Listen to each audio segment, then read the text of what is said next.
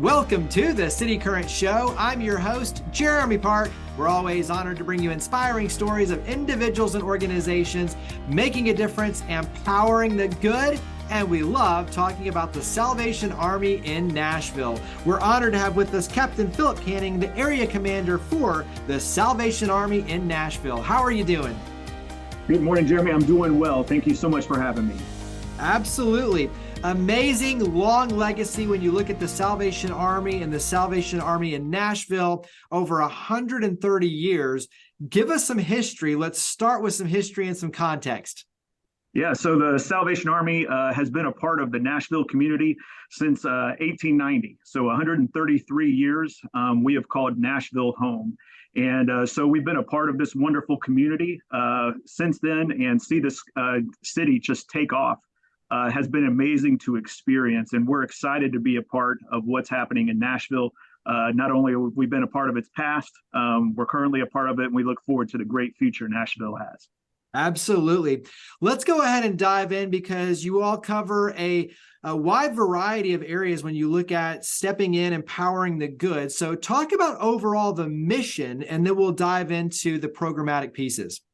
Yeah, absolutely. Our mission is to preach the gospel of Jesus Christ and to meet human needs in his name without discrimination. And so that's what we're about 365 days a year. We're best known, for our social services, and that is our practical ministry because of the love that we have for God that flows through our actions day in and day out. And so we do that through our social service programs, and through all of our programs and services. We focus on three things, which is engagement, empowerment, and equipping individuals to take the next step in life, whatever that is, whether it's in their spiritual life or whether that's in their physical life. That's what we're about. And so the Salvation Army does that in a number of ways here in Nashville. We're best known for probably our services to individuals experiencing homelessness. And so we engage with them through our LIFNAV program and through our supportive housing programs. We also want to prevent people from ever having to experience homelessness in the first place. So we have emergency financial assistance and programs like that available, including the Pathway of Hope. We also have youth engagement programs where we begin to interact with the next generation to equip and empower them. So again, they don't have to experience homelessness in their lifetime. And then, of course, we have our spiritual life programs at 3 campuses in Metro Nashville and a campus in Murfreesboro. Before we start diving into LIFNAV and the different programs, let's talk about homelessness, housing, affordable housing. A lot of the major issues throughout Middle Tennessee. How do you put them in your perspective in terms of where we were, where we are, where we're going? So when you talk about these major issues that we're facing in the community and the specific ones that you all are addressing, what does that look like from your vantage point? Yeah, so one of the exciting things about growth is what it means for our economy, right? And for the most part, Nashville is doing great. But anytime we experience significant change, right, there are ripple effects that take place. It's just natural, right? It was not the intent, but there are these natural ripples that take place. And so as Nashville has grown, some people have been pushed further to the margins. And been further marginalized. And so we're experiencing that, and we're seeing that. And then you throw a pandemic on that, and it just exasperates everything. And so while we're pleased for the growth in Nashville, we do have some challenges that we're facing as a community. And one of those is for individuals experiencing homelessness. We're seeing more of it. And what I mean by more of it, it's becoming more visible. It's always been there, but it seems to be more prominent. And so, the good news is that, coming through the pandemic, we learned a lot. And we've got a strategy in place, working closely with the city of reducing literal homelessness, people living on the street. And so I think we're making progress in that. The point in time numbers are declining albeit that it's not as fast as we would like to see, and it doesn't operate as smoothly as we'd like to see, but we are making progress and we're learning as we go. And so I think where we are right now is that, yes, we've got some challenges in front of us.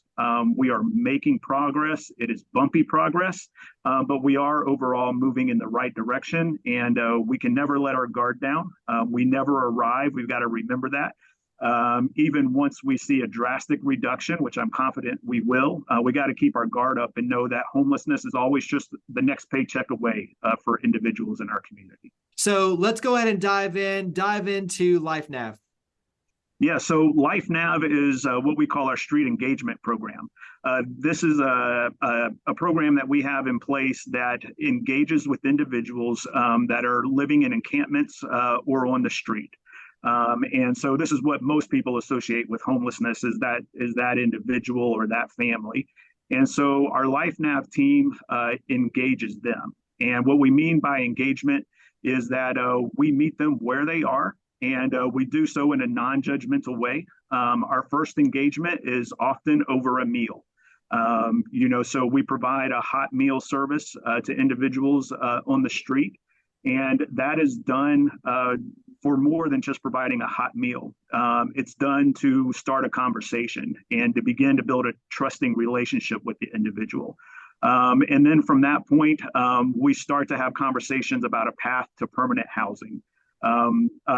It's a common myth for people to believe that people on the street want to live on the street. And that is not the case. That is just totally a myth. They do say things, and they do take actions that would lead you to believe otherwise, but it's not true. Just for those of us that are in middle class or wealth class, as we've grown up in homes where we've had resources, we've watched, we've observed, we've learned how to live that life. It's no different for individuals that are experiencing homelessness or grown up in impoverished situations. They watch and learn, and they know how to operate in that environment. And most of us like to operate where we're comfortable. It's our comfort zone. And so that's a similar thing to individuals in encampments and on the street. We engage them. We started to have a different conversation with them about a path to permanent housing. And we walk along with them on that journey. That is a difficult change process, learning how to live a totally different life and be able to sustain that. So once we have that conversation and we lay out a path to where they can obtain housing, once they actually get housing, we also have a retention team in place that helps them retain that and learn the skills and the skill set that they need to maintain that. And we're pleased to report that we have about an 87% success rate once somebody obtains permanent housing, of them being able to retain that long term. Carry that into shelter, and you mentioned obviously the food. Talk about some of those other support services that wrap around holistically. Yeah, so the key to all that is our caseworkers. We call them navigators, or we'll call them coaches. But the person that's walking alongside the individual or family that's experiencing homelessness. And they take a pretty deep dive with that individual or family to learn about their situation, their circumstances, and most importantly, to ask them about their personal goals, right? We want to know what they want to achieve in life. What are their quality of life goals that they want to achieve? And then working with that navigator or that coach, they lay out a plan and they talk about the resources that they need. And one of the greatest services that the Salvation Army provides is we're a great connector. The Salvation Army cannot do this alone and makes no claim to being able to do this on their own. It takes a community-wide network of programs and services to get this done. And so our navigators connect individuals that we're serving with other organizations in town, whether that be someone, like a neighborhood health or, anyone else in town. We get them connected with the resources they need and make sure they're able to obtain the life goals they've set for themselves. You've been alluding to Pathway of Hope, but go ahead and dive in a little bit more in detail on Pathway of Hope.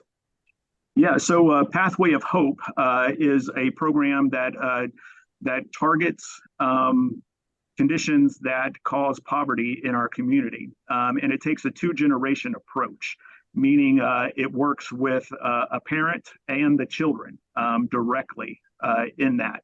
And so what we found is that addressing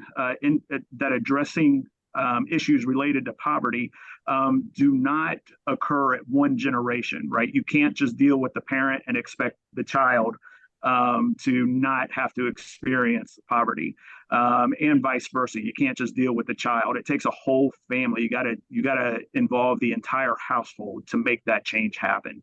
And so Pathway of Hope is our two-gen approach for individuals. This is once they are stably housed. This is once, they've got that permanent housing. This brings even additional resources and takes a much longer term view and helps to build a community of support around the individuals to whom we're providing services. Talk about Angel Tree, talk about some of the ways this will start to transition into how the community can support your efforts, but give us a couple of other major programs. Yeah, absolutely. So Angel Tree program and the kettle season is here. It's hard to believe it's Christmas already, but we have been talking about Christmas here since the beginning of June and gearing up for this. And so here we are, and Angel Tree is one of those great programs that actually has a very close tie. Its origins of this nationwide program has its origins here in Nashville. It did actually begin in Virginia, but then the individual that started that relocated to Nashville in its second year. And they were on a little radio show. I don't know if anybody's heard of it, called the Grand Ole Opry. And they publicized it on there, and that's where it took off at the national level. It was right here from Nashville. And so the great thing about Angel Tree, we often think of it as providing gifts for children at Christmas. But the miracle of it is actually what we call the miracle moments of Christmas. And yes, we're providing gifts to a child, but those gifts impact the entire family, because no longer does the family have to choose between, do I provide Christmas for my children, or do I pay rent or mortgage or the light bill or whatever it is. We're able to provide those gifts, which means it frees up budget space for the family to maintain their housing situation without running the risk of losing housing. So Angel Tree is here, and know that you're providing more than gifts. And you'll start to see Angel Tree out in the malls at the beginning of November. You'll see those at Cool Springs, Green Hills, and Rivergate malls, and you'll be able to adopt angels, and we'll have those gifts. We ask that they be returned at the beginning of December. That'll be included on the tag. But Angel Tree is a great program, and also little known is that we serve senior citizens with that as well. Ages 65 plus are served through that, and we've got somebody this year that registered that's 103. And what you see coming in from seniors will tug on your heartstrings because they'll ask for paper plates. Just very practical stuff, napkins, gift cards to Kroger, whatever it is, but just very practical things. And your support of that goes a long way to making a very Merry Christmas possible for them. Go ahead and start talking about how the community can get involved, and go ahead, obviously, and highlight the Red Kettle campaign as well as a piece of that. Yeah. We also have our iconic Red Kettle campaign, which is our single largest fundraiser of the year. That'll be kicking off about mid-November. And all what you need to know about kettles is that all the money raised in that program stays here in Nashville. It is for the programs and services that the Salvation Army does year round. So what you've heard about here today, it goes towards LIFNAV, it goes towards Pathway of Hope, it goes towards supportive housing and emergency financial assistance. But all that money stays here in the community. And so anytime you pass a Red Kettle and drop money in there, know you're helping a family in the Nashville area. And we depend upon volunteers to help us get that done, as well as Angel Tree. And so we take volunteers for Angel Tree to work in the warehouse. We have volunteer opportunities for our Red Kettle for individuals or families. You can sign up to physically ring a bell in front of a store if you would like. or we also have what we call our Red Kettle Challenge. So if you're part of a larger group or an organization, and you want to take that challenge, what you're challenged to do is to raise $1,000 in a kettle. And that $1,000, just so you know, can provide 100 meals for a month. In a month time period, it can provide financial assistance, like rent assistance for a family. That $1,000 can go a long way. But you take that challenge and you can raise that money however you want. We can provide you with a digital kettle where you can raise it on your personal social media platform. You can raise it in front of a store if you would like, actually standing at a kettle, or we have a lot of companies or organizations that take the kettle to the office place, and they raise $1,000 amongst their coworkers and stuff of that nature. But those are ways you can get involved, and you can learn more about those opportunities by visiting our website at salvationarmynashville.org. Go ahead and mention again the website and any social media or phone number too, where people can call in or get connected in.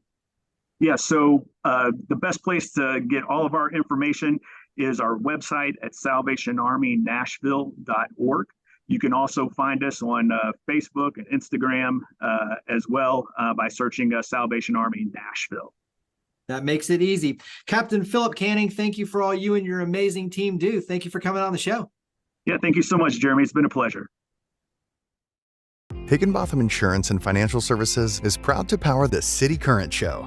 We're a people-first company that protects what matters most, the families, businesses, and trailblazers that keep our community going.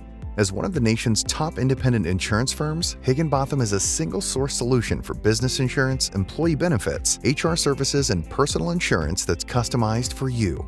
We're here to serve you, the people you care about, and your community. Call 866-377-1959 or visit higginbotham.com.